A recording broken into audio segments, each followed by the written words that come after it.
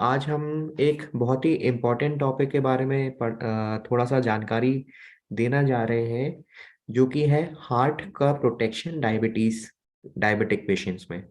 तो अ, आजकल ये काफ़ी लाइमलाइट में भी है, क्योंकि हम देख रहे हैं काफ़ी सारी वीडियोस और न्यूज़ में, न्यूज़पेपर्स में, कि काफ़ी सारे पेशेंट्स या फिर काफ़ी जो नॉन डायबिटिक्स भी हैं, काफ़ी लोग जो है जिम जा रहे हैं, घूमने जा रहे हैं। तो काफ़ी लोगों को हार्ट की प्रॉब्लम होने से, सडन कार्डियक अरेस्ट होने से, काफ़ी सारे सेलिब्रिटीज़ में भी ऐसे इश्यूज देखने को मिले हैं, तो कि काफ़ी ज़्यादा लाइमलाइट में भी है। तो हमें इसमें स्पेसिफिकली हमारे जो डायबिटिक पेशेंट हैं, तो अगर हम उनकी बात करें, हमें कैसे हार्ट को प्रोटेक्ट करना चाहिए उसके बारे में हम डिस्कस करेंगे। और इसके साथ ही साथ कोई भी आपके क्वेश्चंस हो, उसको हम इसके एंड ऑफ द सेशन के बाद इसको डिस्कस भी करेंगे, क्योंकि इसके साथ काफ़ी सारी मिथ्स, भ्रांतियाँ देखने को भी मिलती हैं। काफ़ी सारे प्रॉब्लम्स या फिर आपको इश्यूज रहते हैं, आपको काफ़ी सारे डाउट्स रहते हैं कि हार्ट में और डायबिटीज में क्या रिलेशन है। तो पहले हम एक मोटे तौर पे एक बार समझेंगे कि क्या ये इशू है, और फिर हम मेनली अपने डाउट्स को क्लियर करेंगे। मैं चाहता हूँ कि ये सेशन इंटरैक्टिव हो, और आप लोग पहले इसको थोड़ा सा ध्यान से सुने, इसके बाद हम आपके डाउट्स भी इंटरटेन करेंगे। सो सबसे पहले तो मैंने एक स्लाइड इसलिए रखी है कि हम ये जान लें कि डायबिटीज से रिलेटेड क्या क्या दिक्कतें हो सकती हैं। सबसे पहले तो हमें ये आइडिया है ही सबको कि डायबिटीज में शुगर का लेवल ब्लड में बढ़ने लगता है। तो इसके कारण से लंबे समय पर जिनको शुगर होती है, या लंबे समय से जिनकी शुगर अनकंट्रोल्ड है, उनको बहुत सारे कॉम्प्लिकेशंस या प्रॉब्लम्स का फेस करना पड़ सकता है। इनमें या तो किडनी का डैमेज हो जाना, या फिर ब्रेन के अंदर लकवा पड़ जाना, स्ट्रोक हो जाना। आंखों के नीचे, आंखों के पीछे एक पर्दा है, अगर उसमें इन्वॉल्वमेंट, उसमें धब्बे पड़ने लगते हैं, उसको बोलते हैं रेटिनोपैथी, जिसकी वजह से धुंधला दिखने लगता है। आगे चल के हार्ट के नलियों में, वेसल्स में ब्लॉकेज का होना, हार्ट अटैक। या फिर नसों का इन्वॉल्वमेंट, जो ये पेरीफेरी में जो नसें हैं, बाहरी नसें, जिसकी वजह से पैरों में और हाथों में झुंझुनाहट का महसूस होना। और इसी कारण से जब ब्लड सप्लाई पैरों में या फिर नसों का इन्वॉल्वमेंट होने की वजह से छाले पड़ जाते हैं, ब्लिस्टर्स पड़ जाते हैं, जो कि बर्स्ट होके अल्सर, जो कि हील नहीं करते हैं, इस तरह के पैर के इन्फेक्शंस। तो इन इन गंभीर समस्याओं से हमें जूझना पड़ सकता है, यदि शुगर्स या फिर हमने इसको प्रॉपरली इनिशियली लेवल पे कंट्रोल नहीं किया। इनफैक्ट कई सारे पेशेंट्स मेरे पास ओपीडी में इस तरह से भी आते हैं कि मेरी शुगर 200, 300, 400 रहती है, पर मेरे को कोई दिक्कत नहीं है, तो क्या मुझे दवा खानी चाहिए? तो ये एक कॉम्प्लिकेशन का लिस्ट इसलिए भी रखा है कि इसी चीज को आंसर करने के लिए, क्योंकि अगर आपकी लेवल ये बहुत ज्यादा लेवल पे रहे और आपने बहुत लंबे समय तक शुगर्स को कंट्रोल नहीं किया, क्योंकि आपको कोई दिक्कत नहीं थी, ये आगे चल के एक मीठा ये एक जहर की तरह काम करेगा, और धीमे धीमे आपके जो सेल्स हैं, किडनी के, हार्ट के, ब्रेन के, इनको डैमेज करेगा, और आगे चल के ये सारी कॉम्प्लिकेशन से हमें जूझना पड़ सकता है। तो इसको प्रिवेंट करने के लिए हमें चाहिए कि स्टार्टिंग से ही हम डायबिटीज को प्रॉपरली मैनेज करें। तो अगर हम बात करें डायबिटीज स्पेसिफिक, अब हम इनमें से हट के केवल एक चीज पे आते हैं, यानी हार्ट। तो हार्ट की हेल्थ के लिए हमें डायबिटिक्स में हम क्या क्या कर सकते हैं?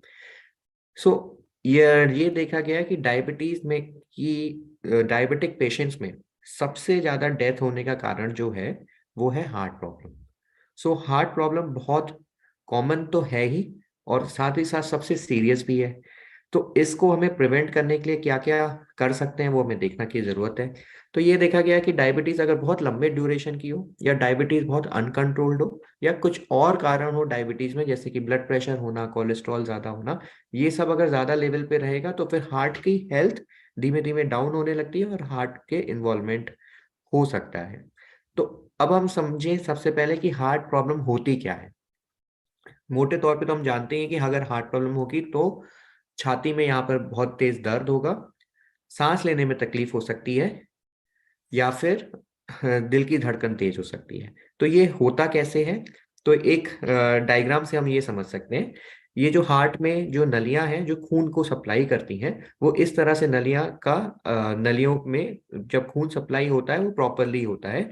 अगर हम इस नलियों को बीच से काट के देखें तो आप ये देखेंगे कि ये नलियों में ये नली प्रॉपर है, इसमें कोई प्रॉपर सप्लाई हो रहा है। लेकिन आगे चल के यदि इसमें कहीं से ब्लॉकेज होने लगे, आप येलो येलो ये देख सकते हैं, इसको बोलते हैं प्लाक। तो अगर इसमें ब्लॉकेज होने लगे जिसकी वजह से खून की सप्लाई यहाँ से ब्लॉक होने लगेगी, और जब ये प्लाक 90% तक या 100% तक आ जाएगा, तब फुल्ली जब खून की सप्लाई ब्लॉक हो जाएगी तो आगे हार्ट में दर्द होने लगेगा और वो हार्ट अटैक की तरह आएगा। तो ये प्लाक बनता कैसे? ये पीला प्लाक जो है वो कोलेस्ट्रॉल के जमा होने की वजह से, या फिर कई बार प्लेटलेट्स क्लम्प होके जमा हो जाती हैं। इसलिए हम हर डायबिटिक मरीज को, कोलेस्ट्रॉल जिनका ज्यादा है उनको कोलेस्ट्रॉल की दवा, और प्लेटलेट्स क्लम्प ना हो उसके लिए एस्पिरिन नाम की दवा जरूर प्रिस्क्राइब करते हैं, ताकि आगे चल के ये क्लॉटिंग ना केवल हार्ट में बल्कि और भी जगह यानी कि ब्रेन में, पैरों में, कहीं पर भी ब्लॉकेज की चांसेस कम से कम रहे।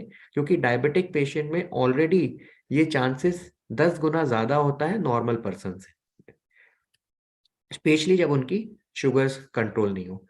तो हमने ये बात करी कि कोलेस्ट्रॉल ज्यादा हो जाए या फिर प्लेटलेट्स का क्लम्प हो जाए, यानी कोगुलेशन फैक्टर जो है डायबिटिक्स में ज्यादा रहता है। तो कुछ और फैक्टर भी हैं जो डायबिटीज में हार्ट को इन्वॉल्व कर सकते हैं। तो जैसे कि सबसे पहला है ब्लड प्रेशर। सो यदि अगर ब्लड प्रेशर बहुत ज्यादा है तो ब्लड प्रेशर को कम करने की हमें दवा या फिर लाइफस्टाइल मॉडिफिकेशन के रिक्वायरमेंट होगा। बीपी 130/80 ये हमारा गोल होना चाहिए, इससे कम रहना चाहिए, स्पेशली हम बात करें डायबिटिक पेशेंट्स में। दूसरा, एक बैड कोलेस्ट्रॉल यानी कि एलडीएल। एलडीएल कोलेस्ट्रॉल कम से कम होना चाहिए। एलडीएल यदि 100 से ज्यादा है तो दवा की जरूरत पड़ेगी। आइडियल हम कोशिश करते हैं कि एलडीएल 70 से कम आ जाए। तो बैड कोलेस्ट्रॉल जितना कम हो उतना ज्यादा प्लाक बनने के चांसेस कम हो जाएंगे। इसके बाद है हाई ट्राइग्लिसराइड या फिर लो एचडीएल। एचडीएल एक गुड कोलेस्ट्रॉल होता है, इसकी मात्रा ज्यादा से ज्यादा होनी चाहिए। तो ये जनरली इसको बढ़ाना दवाइयों से पॉसिबल नहीं होता, लेकिन डाइटरी मॉडिफिकेशन या फिर lifestyle modification, weight loss plus कुछ नट्स वगैरह अगर लेते हैं तो इनसे हम एचडीएल को बढ़ा सकते हैं। एक दूसरा कोलेस्ट्रॉल होता है ट्राइग्लिसराइड, जो कि मेनली तेल या फिर तेल युक्त चीजों को खाने से होता है। Dry food, fried foods, trans fat, saturated fatty acid अगर ले रहे हैं, या फिर बाहर के आइटम्स, पेस्ट्रीज, पैटीज, अगर ये बेकरी आइटम्स को कंज्यूम कर रहे हैं तो ये स्पेसिफिकली ट्राइग्लिसराइड को बढ़ाता है। ट्राइग्लिसराइड पर से भी आजकल पाया गया है कि हार्ट अटैक में इन्वॉल्व हो सकता है। इसको कम करने के लिए भी काफी डिफरेंट डिफरेंट दवाइयाँ उपलब्ध हैं, और हम उस पर्टिकुलर पेशेंट को जो रिक्वायर्ड है उसी हिसाब से उसको दवाई देते हैं। तो हमने बात करी बीपी, कोलेस्ट्रॉल की। इसके अलावा और क्या कारण हो सकते हैं जो हार्ट की प्रॉब्लम कर सकते हैं? सबसे अहम कारण है स्मोकिंग। स्मोकिंग, अगर डायबिटिक पेशेंट है और स्मोकिंग करता है तो उसमें रिस्क बहुत ज्यादा हो जाता है उनको हार्ट की प्रॉब्लम होने के। तो डायबिटीज के लिए तो smoking, even diabetic non diabetics के लिए भी स्मोकिंग अलाउड नहीं है, लेकिन डायबिटीज के लिए तो स्ट्रिक्ट स्मोकिंग नो को बिल्कुल नहीं देना है। ज्यादा अल्कोहल का कंजम्पशन करते हैं तो भी प्रॉब्लम्स हो सकती हैं हार्ट में। वेट भी एक बीमारी है, ओबेसिटी हमें समझना चाहिए कि एक बीमारी है, और हमें ओवरवेट या ओबीस पेशेंट में ये देखने को मिला कि हार्ट अटैक होने के चांसेस ज्यादा होते हैं, और स्पेशली जब वो डायबिटिक हो जाएंगे तो और ज्यादा हो जाएंगे। तो इसलिए जब डायबिटीज और मोटापा दोनों चीजें आते हैं तो कोशिश ये किया जाता है कि उनको इस तरह की दवाइयां दी जाएं जो कि वेट लॉस भी करें, प्लस उनको इस तरह का लाइफस्टाइल मॉडिफिकेशन किया जाए ताकि हम उसमें 10 to 15% का वेट लॉस कर सकें। यदि हम करते हैं तो आगे चल के हार्ट की प्रॉब्लम होने का रिस्क बहुत ज्यादा कम हो जाएगा। इसके साथ ही ये सारी जो आप डाइट देख रहे हैं जिसमें सैचुरेटेड फैटी एसिड यानी कि घी या फिर बटर, चीज जो होते हैं वो रिच होते हैं सैचुरेटेड फैटी एसिड के। ट्रांस फैट, ट्रांस फैट यानी एक ही तेल को जब हम बार बार उबाल के, जैसे कि हम समोसे, जलेबी, कचौड़ियाँ बाहर जो मिलती हैं, वो तेल एक सुबह स्टार्ट कर दिया और रात भर वो वही तेल चलता है, नेक्स्ट डे वही तेल को यूज करने लगते हैं, तो वो फैट ट्रांस फैट में कन्वर्ट हो जाता है। और ये ट्रांस फैट बहुत ही ज्यादा नुकसानदायक है हार्ट के लिए, क्योंकि ये सबसे ज्यादा कॉज करता है नलियों में ब्लॉकेज का। तो ट्रांस फैट को हमें अवॉइड करने की जरूरत है। इवन पेस्ट्रीज, जो बेकरी आइटम्स है, पेस्ट्रीज, केक्स, पैटीज, इनमें भी ट्रांस फैट काफी हाई क्वांटिटी में होता है। प्लस नमक, इंडियन डाइट में नमक बहुत ज्यादा क्वांटिटी में पाया जाता है, और हमें चाहिए कि अपने ऊपर से नमक ना डालें और खाने में भी कम से कम नमक को यूज करें। रिकमेंडेड इनटेक है केवल 1 छोटी चम्मच पूरे दिन में, इतना नमक हमें आइडियली कंज्यूम करना चाहिए। इसके बाद भी हम जो है इंडियन डाइट में बहुत ज्यादा नमक कंज्यूम कर लेते हैं। तो यदि हम ये सारी चीजें को प्रिवेंट करते हैं तो हार्ट डिसीज होने के चांसेस कम से कम हो जाएंगे। अब अगर हम बात करें कि अगर कोई डायबिटिक मरीज आ रहा है, उसका हमें, या नॉर्मल पेशेंट भी आ रहा है, उसको अगर कोई हार्ट की इश्यूज लग रहे हैं, तो हम किस तरह से उसकी जांच कर सकते हैं। तो एक बहुत ही सिंपल सा टेस्ट है, यानी ईसीजी। ईसीजी में एक हमें जो हार्ट की इलेक्ट्रिकल एक्टिविटी है, जो उसकी रिदम है, वो हमें समझ में आ जाएगी। इसके बाद एक अल्ट्रासाउंड होता है, इको, जिसको हार्ट इकोकार्डियोग्राफी, इसको हार्ट का अल्ट्रासाउंड भी बोलते हैं। तो ये हमारा हार्ट की पंपिंग कैपेसिटी, हार्ट कितना पंप कर रहा है, कितने सारे मसल्स उसके जो है प्रॉपरली काम कर रहे हैं, कोऑर्डिनेट कर रहा है प्रॉपरली पंप करने के लिए, तो उस चीज को चेक करने के लिए काम आता है। और अगर ईसीजी हमारा नॉर्मल है, इसके बाद भी लक्षण है, तो हम एक ट्रेडमिल टेस्ट करते हैं, जिसमें पेशेंट को ट्रेडमिल पे दौड़ाते हैं और साथ ही साथ उसकी इलेक्ट्रिकल एक्टिविटी को को रिकॉर्ड करते हैं। यदि उस इलेक्ट्रिकल एक्टिविटी में चलने के बाद कुछ चेंजेस आ रहे हैं, तो वो हाई प्रोबेबिलिटी है कि आगे चल के इसको ब्लॉकेज होने के चांस, इनको अभी ब्लॉकेज है और हमें आगे चल के इनको एंजियोग्राफी की रिक्वायरमेंट होगी। तो ये 3 बेसिक से टेस्ट हैं जो कि जिसके बेसिस पे हम बहुत हद तक पता कर सकते हैं कि कोई ब्लॉकेज तो नहीं है हार्ट में। तो अकॉर्डिंगली हमें उसको प्लान करना होता है पेशेंट के सिम्टम्स या लक्षण के अकॉर्डिंग। सो इसके साथ ही अगर हम इसको समराइज करें और खत्म करें, तो हार्ट को टेक केयर करना है तो हमें हेल्दी डाइट लेने की बहुत ज्यादा आवश्यकता है। वेट 10 से 15% तक कभी अगर वेट कम कर दिया, स्पेशली जो लोग ओवरवेट हैं और ओबीज हैं, तो फिर हम काफी अच्छा हार्ट को टेक केयर कर सकते हैं। प्लस एक्टिव रहना है। इवन अगर ये बोला गया, आजकल के जमाने में ऑफिस वर्क बहुत ज्यादा हो गया है, 8 घंटे लगातार लोग बैठे रहते हैं, या फिर कंप्यूटर्स में या फिर उसमें मोबाइल्स पे कंटिन्यूअसली हम जो है एक ही जगह पे बैठे रहते हैं। ये रिकमेंडेशन है कि एटलीस्ट 20 to 30 मिनट्स में आप 1 मिनट या 2 मिनट का अगर उठ के आप अपने लिए पानी या कुछ भी उठा लेते हैं, तो भी हम इससे भी हार्ट की प्रॉब्लम से बच सकते हैं। तो इट इज ऑलवेज रिकमेंडेड कि आप एक्टिव रहें, और एट लास्ट, जो कि बोलने की जरूरत नहीं है, ब्लड ग्लूकोज को कंट्रोल करें। तो इसको अगर समराइज करें तो एक ABC, ये 3 चीजें याद कर लें। ए यानी A1C, HbA1c। A1C टेस्ट क्या है? ये 3 मंथ्स का एवरेज ब्लड शुगर टेस्ट है, जो हमारी 3 महीने की एवरेज शुगर का एस्टिमेट देता है। ये टारगेट में होना चाहिए। कितना टारगेट है? वो <<7।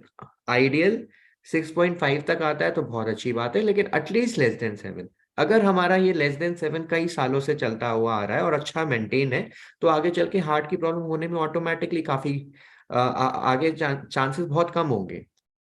तो ए से बात हुई A1C। बी यानी blood pressure. Blood pressure 140/90 recommend करते हैं, लेकिन डायबिटिक्स में स्पेशली हम कोशिश करते हैं कि 130/80 तक कम हो। और बी के बाद आता है सी यानी कोलेस्ट्रॉल। कोलेस्ट्रॉल लेवल को कम करें, जैसे कि मैंने टारगेट बताया था, स्पेशली LDL कोलेस्ट्रॉल जितना कम हो उतना अच्छा है। तो अगर हम ये ABC को मेंटेन करते हैं, और इसके बाद ही एक अलग C आता है, यानी सिगरेट, या फिर ABCs में S, स्मोकिंग। स्मोकिंग को बंद करना। तो अगर हम इन सारी चीजों को मैनेज करते हैं प्रॉपरली, तो आगे चल के हार्ट की प्रॉब्लम्स होने का रिस्क बहुत बहुत कम हो जाएगा। सो इसी के साथ हम एक लास्ट स्लाइड डाली है स्ट्रेस लेवल के ऊपर, क्योंकि आजकल स्ट्रेस लेवल बहुत ज्यादा बढ़ रहा है, और इनफैक्ट ये देखा गया है कि स्ट्रेस लेवल पर से हार्ट प्रॉब्लम्स करा सकता है। तो इन सब के साथ साथ स्ट्रेस लेवल को कम करने के लिए प्रॉपर स्लीप की बहुत ज्यादा रिक्वायरमेंट है। जितनी भी अनहेल्दी लाइफस्टाइल्स हैं उसको अगर हम ना फॉलो करें और हेल्दी लाइफस्टाइल को फॉलो करें, जिसमें कि डाइट, प्रॉपर एक्सरसाइज, तो हम अपने स्ट्रेस लेवल को मैनेज कर सकते हैं। और ऑब्वियसली काम का जो स्ट्रेस है उसको हमें पॉजिटिव एटीट्यूड लेके चलते हैं तो भी हम अपने स्ट्रेस को मैनेज कर सकते हैं। तो यदि हमारा स्ट्रेस लेवल भी कम होगा, ऑटोमेटिकली हार्ट की प्रॉब्लम्स होने के चांसेस कम से कम होंगे। लास्ट में कुछ कुछ मेडिकेशन जो हम देते हैं वो है SGLT2 इनहिबिटर या GLP-1 एनालॉग। ये कुछ पहले के ये धारणा थी कि दवाइयाँ लॉन्ग टर्म में नुकसान करती हैं, बट आजकल जो भी दवाइयाँ जो इस तरह से नुकसान करती थी वो बैन हो चुकी हैं। अब जो नई दवाइयाँ हैं काफी सारे शोध के बाद आती हैं और इस इनफैक्ट वो काफी यूजफुल हैं। इनमें से कुछ दो दवाइयाँ हैं जो स्पेसिफिकली हार्ट के रिस्क को होने से रोक देती हैं, इनफैक्ट कम, बहुत ज्यादा कम कर देती हैं। उनमें से कुछ दवाइयां SGLT2 इनहिबिटर और GLP-1 एनालॉग्स। तो इस तरह यानी कि ग्लिफ्लोजिन एंड ग्लिप्टिन्स, ग्लिफ्लोजिन एंड ग्लूटाइड करके दवाइयां हैं जो कि हेल्प करती हैं। तो यदि हम specifically patient to patient depend करता है किसको ये दवा की रिक्वायरमेंट है, एंड अकॉर्डिंगली उनको ये दवाइयां दी जाती हैं। इसके साथ ही साथ कोलेस्ट्रॉल कम करने की दवाई यानी कि स्टैटिन, और हार्ट में प्लेटलेट्स को क्लम्प होने के लिए रोकने की दवाई यानी एस्पिरिन, इस तरह की दवाइयों का उपयोग हम कर सकते हैं along with diet, lifestyle modification, BP management, cholesterol management. और ये सब करते हैं तो ऑटोमेटिकली हम हार्ट डिसीज को प्रिवेंट करने से रोक सकते हैं डायबिटिक पेशेंट में। सो इसके साथ ही मैं अपना ये टॉक एंड करूंगा।